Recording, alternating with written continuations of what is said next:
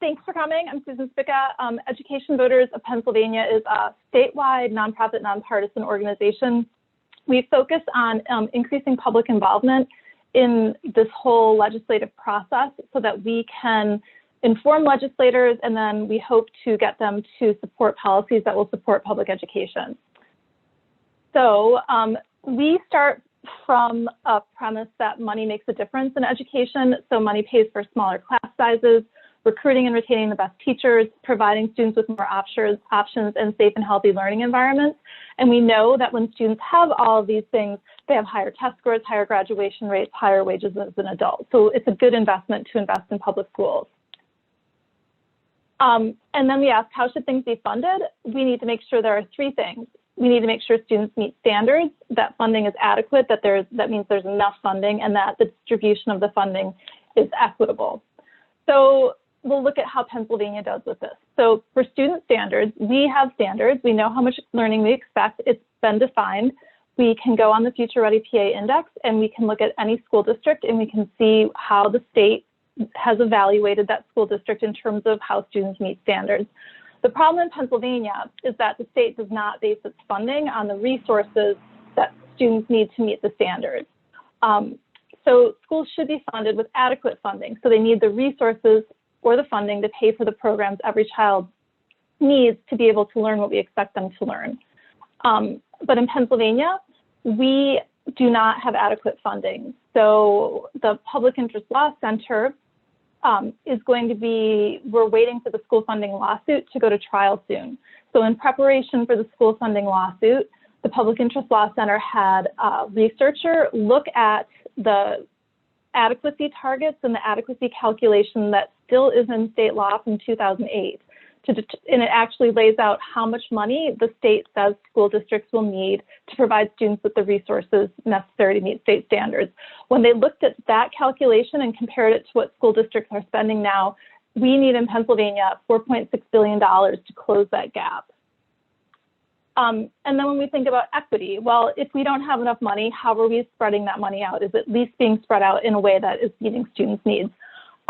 So we know that students who live in poverty, students who are English language learners, it requires additional resources to get them to meet state standards. We know tiny school districts, it's more expensive to educate students there because they don't have the economy of scale, things like that. So does the funding that's sent out from the state take all these factors into play? And in Pennsylvania, it doesn't. So we know that it costs more to educate students who are poor, but in Pennsylvania, we do exactly the opposite of what we should be doing.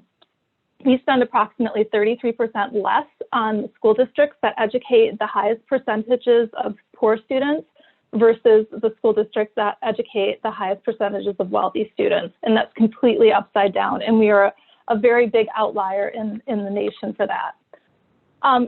So each year, school districts develop a budget. And this is going to explain why we're in the situation we're in. We get a little money, we get a little bit of funding from the federal government, like 3%.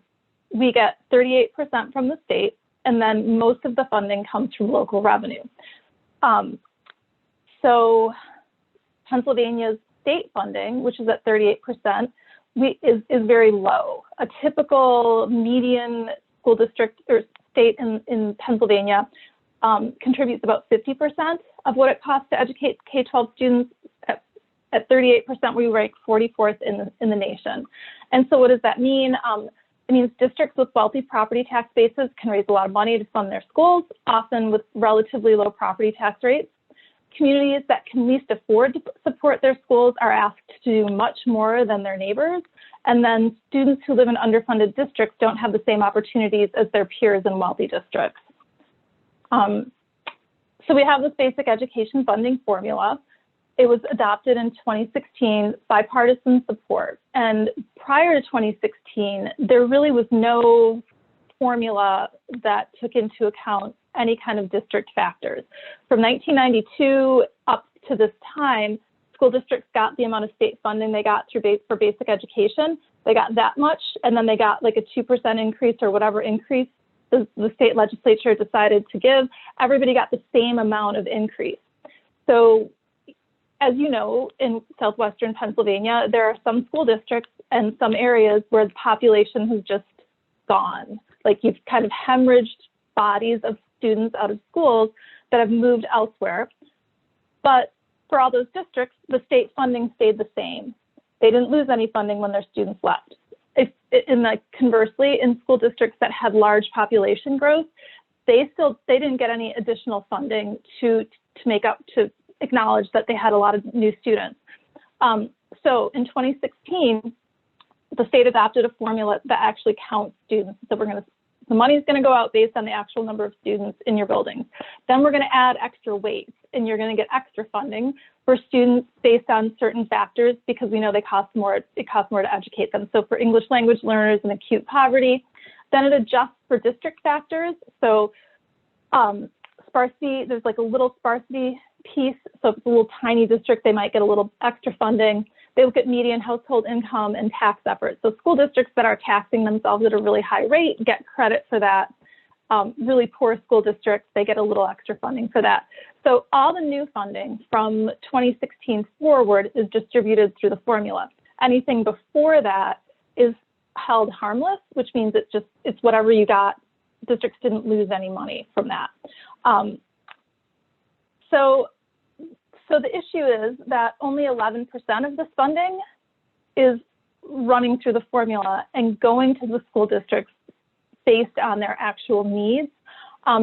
And so the rest of it, $5.5 billion, is still based on enrollment in 1992. So it is an inequitable distribution of an inadequate amount of money.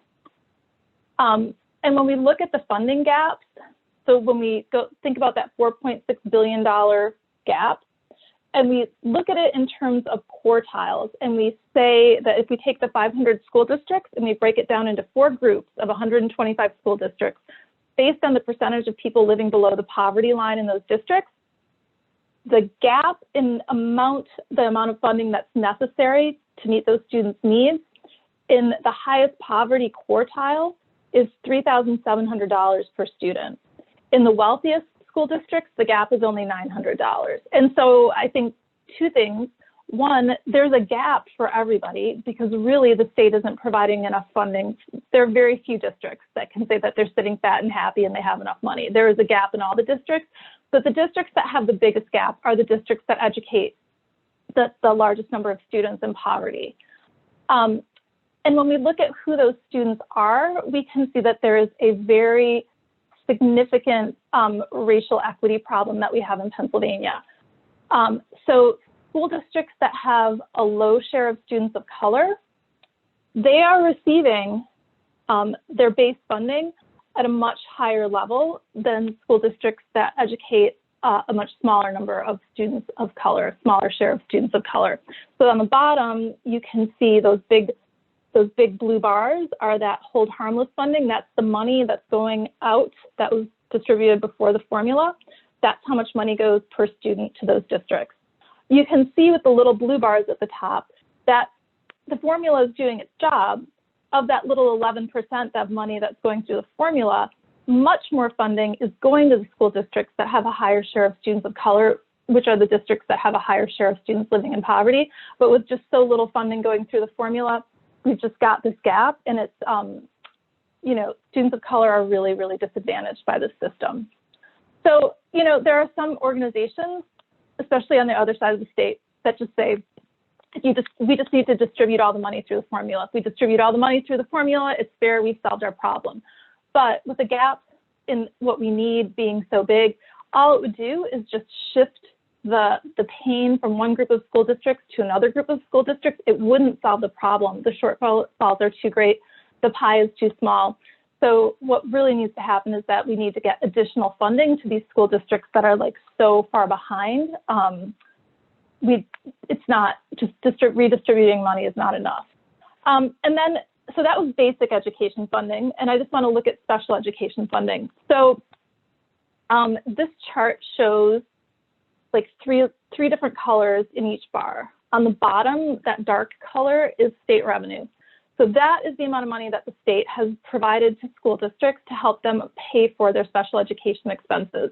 So we can see that over about 10 years, the state funding is pretty much flatlined, 1 billion to 1.1 billion, that's it. Meanwhile, and then the yellow bar is the federal funding, that's been about the same. But that teal bar, that's the growth in special education expenditures that school districts have had to pay, and they've had to come up with all of that money on their own. So it's $2 billion over a decade that school districts have had to find on their own. So they either raise property taxes or they take that funding from other parts of the budget to pay for their special education expenditures. And so if we look at the North Hills School District, from 2008 to 2018, your expenses for special education increased by $3.15 million. You got $169,000 from the state, which means that at the local level, you had to come up with $3.1 million on your own. So, when you're a school board member and you have to, your mandated expenses, we all understand special education expenses, that's what we have to make sure that we meet students' needs, but when the state isn't doing its fair share, they're putting a very heavy burden on local taxpayers. And then we get to the $2.8 billion charter school hole in the bucket. So we have really outdated charter school tuition calculations. So school districts pay tuition for each school student who's enrolled in a charter school. The state formula creates and mandates the tuition rates based on the district's cost. So you take the cost of what the school district spends, you take out funding for services that charter schools don't provide. So transportation, school districts transport charter school students. So charter schools don't get transportation and a cut of your transportation funding. And then we also don't give charter schools funding that they receive directly. So we can see from the federal funding that has come out for the emergency relief, charter schools get their own share of federal funding directly from the federal government. So they do not get a share of school district funding. So you might see that charter schools say, well, we only get 75% of what it costs of school district revenue. And so we're not getting enough, and they're just getting to keep all this money. But it's so disingenuous, because they don't get a cut of transportation funding because school districts are already paying to transport their students, and they don't get a cut of federal funding because they're already getting federal funding directly. So it's not like they're getting less funding.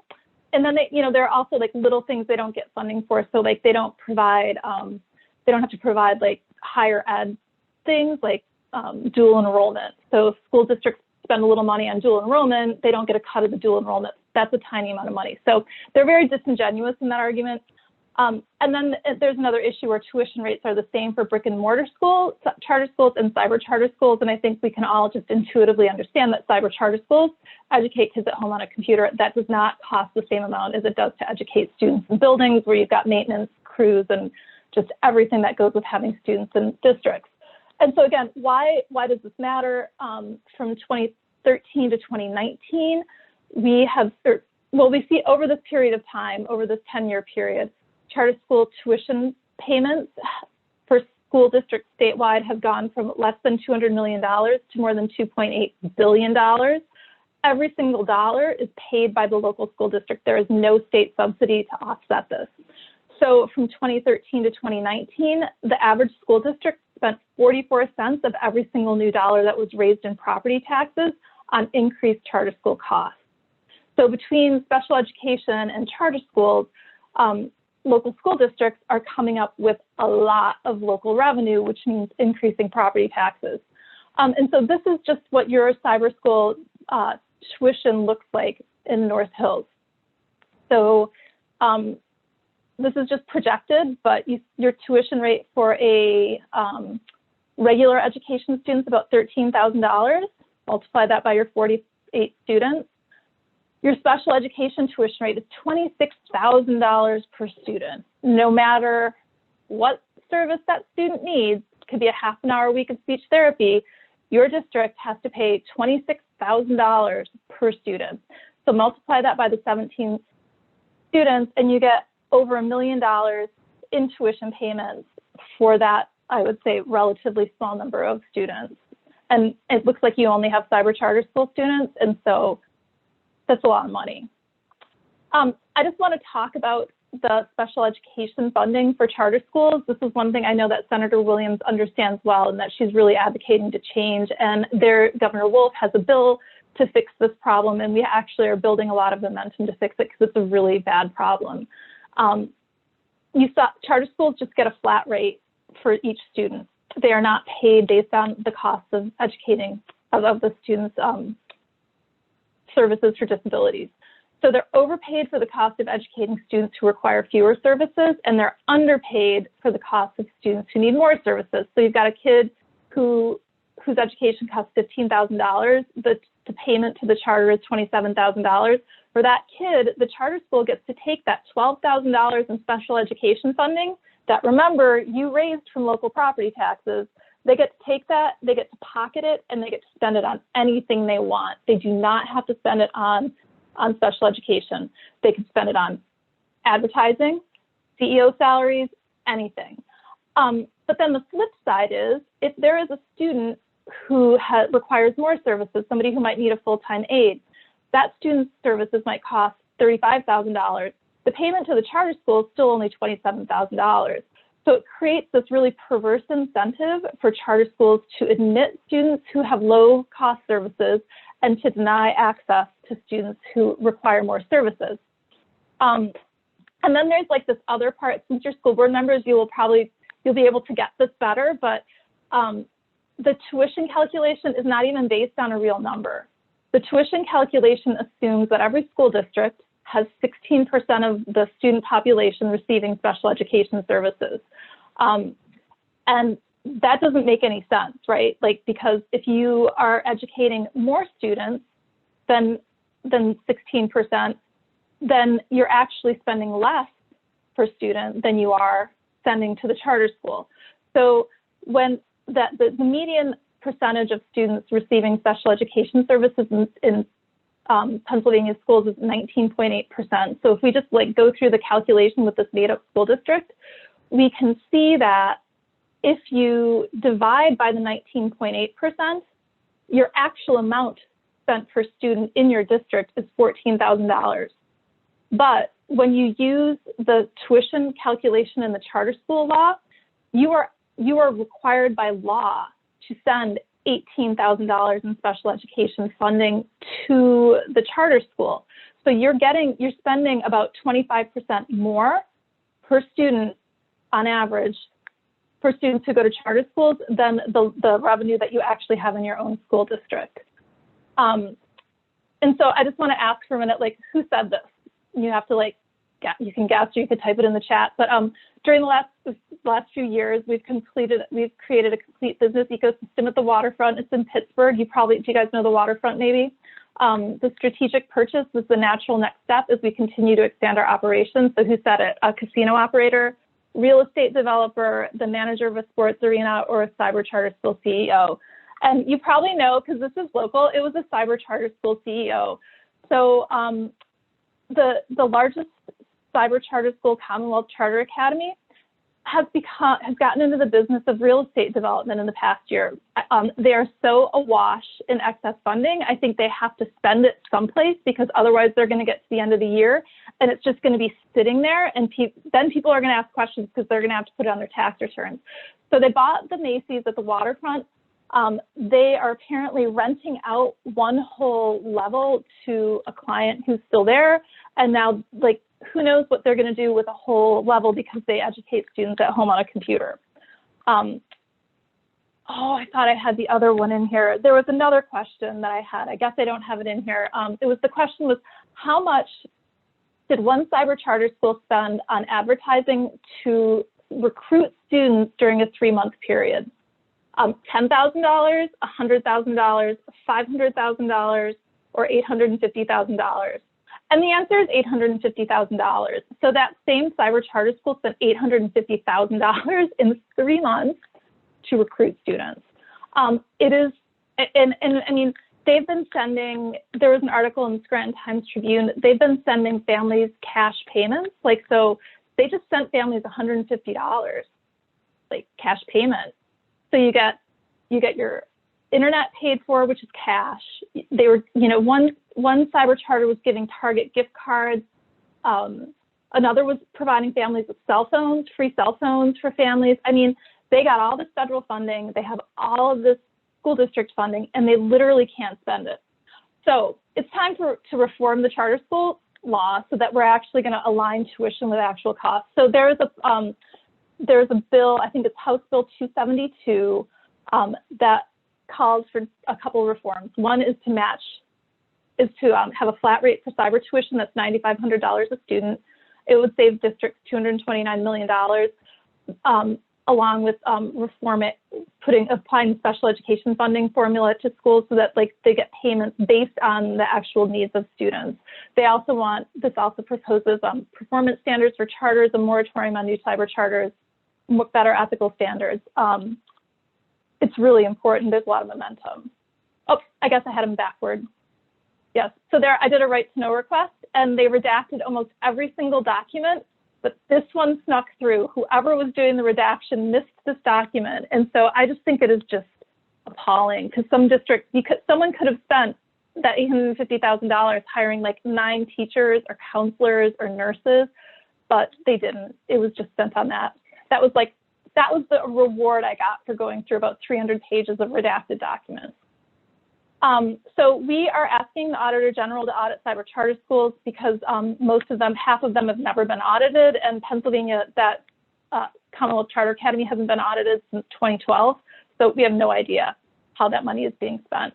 And so as school board members, this all comes together at the end because you have two choices when the state and federal funding aren't enough to pay for both your mandated expenses and the services that students need. So you either can raise local property taxes or you can cut teachers and programs. So what happens in Harrisburg has a big impact on you locally. And I'm not sure, this is just one other Ed Voters issue that we're working on. The Racehorse Development Fund provides a $240 million subsidy to horse owners who live in racehorse owners in Pennsylvania. 90% of it goes to purses to increase the amount of money that the owners of the winning horses get to take home. About $80 million of that each year goes to out-of-state horse owners who fly their horses in, race them on Pennsylvania tracks, win the purses, and then take the money home with them. And so every year we provide about $14,500 for each horse that races in Pennsylvania. But when we look at our state system schools, and you've seen the consolidation issues that we're going through with Edinburgh and the schools out there, we only provide $5,000 in state subsidy to students in the state system of higher education schools. And so Pennsylvania has actually students with the highest student debt. Our college graduates have the highest student debt of anyone in the nation. So Governor Wolf has proposed an Ollie Blythe scholarship. Ed Voters is really working on trying to get this across the finish line too, because it's much more important for us to have students able to go to college to become people like teachers and nurses. And I think we're going to probably see a teacher shortage here pretty quick. Students who would go to school to become teachers can't afford to, and that's going to be a problem. So we want to tell Pennsylvania lawmakers to fund kids over horse racing. And I think we should all find someone who looks at us like that woman looks at that hat, because she does not love that horse, but she does love that hat. So the school funding lawsuit is coming up. It was filed in November of 2014. We're expecting an announcement any day. It's going to go, finally, after all these years, it is going to go to trial. So there are 2 counts. One is that it's an unconstitutional system because it's not thorough and efficient, and the other count is that it violates the Equal Protection Clause because students who live just by chance in communities that have different amounts of wealth receive vastly different opportunities. And so there is a group of school districts that are petitioners, the NAACP, the Pennsylvania Association of Rural and Small Schools, and some other school districts. They're asking the court to declare that the school funding system is unconstitutional, to order the legislature to cease this funding scheme, and to order them to create and maintain a funding system that will enable all students to meet state academic standards. If you go to fundourschoolspa.org, there's a lot of information about the school funding lawsuit. And as I said, I think we're going to get a date pretty soon when it's going to be scheduled to go to trial. So that's pretty exciting. And then I'm not sure if this is that important for you. You know, school boards do their do their budgets like now through April, and then you adopt it in May. And right now we're starting to see advocacy heating up in Harrisburg. So we're getting done with budget hearings, and now lawmakers are going to negotiate. So, you know, people who are watching this kind of have to keep their eye both on school board, their local school board meetings, and then also on Harrisburg. And, you know, it's hard to be a school board member because you have to pass a budget without knowing how much money you're actually going to get from the state. It's like an impossible situation for you. But it is like really, really important to get to know your state lawmakers because they decide how much funding you get. They vote on policies that harm public schools or help them, and they care deeply about public perception and need to know people are watching them and keeping track of how they're voting on issues. We're expecting the Senate Republican caucus to have to spend the whole month of April on school privatization bills. Like they have school vouchers, they have increasing tax credits, they have wild and crazy things that have nothing to do with actually like supporting kids who are in public schools, but just, you know, it's going to be a lot that they're going to be doing. So it's good to get to know your lawmakers. You can go find your lawmaker PA. You probably all know your lawmakers, but you should introduce them, send them a postcard, write a letter, tell them you support public education and share a story about your school. Signing up for their email newsletters is important. And then if you put their numbers in your phone, you can just contact their office once a month and kind of check in to see what's going on or if you have questions. And Phil and I were talking about it. You know, there's a lot that they have to deal with, and a lot of times they don't understand what's going on in their own school districts even, and the impact that a charter school policy is having on your budget, or the impact that the special education funding is having, you know, like how much your special education costs have increased and how much you've had to come up with at the local level. So it's actually just, I think they appreciate having people who they can rely on locally in their district as a resource, as a trusted resource about these issues. So it's good. You can set up a meeting, and they do virtual meetings now. They're really used to it. It's actually pretty easy. You schedule a time. They're usually in their districts on Thursdays and Fridays. If you go with a couple people, you can kind of divvy up your topics, what you're going to talk about, so that you can, you know, make sure that you're going to be organized as you go through the meeting. You know, introduce yourself. What's more important than data are compelling stories. If their votes or actions don't reflect your positions, you can tell them why. I think you have good lawmakers, but I also think good lawmakers really need to hear from people when they do things that are good. They need to hear support because it can be a little lonely in Harrisburg when you go there. And Lindsey Williams, Senator Williams, is just extraordinary. She's on the education committee, and she's a warrior for like education justice for kids. I don't know that she gets enough.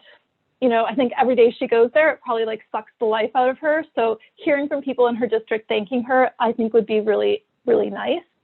But I also think it's probably helpful to her to be able to understand what's going on in your school district so that she could maybe take that back and use stories to talk to her colleagues about it. And so if you do talk to them, leave behind, send a thank you note, plan to stay engaged in email or call them as the budget season progresses.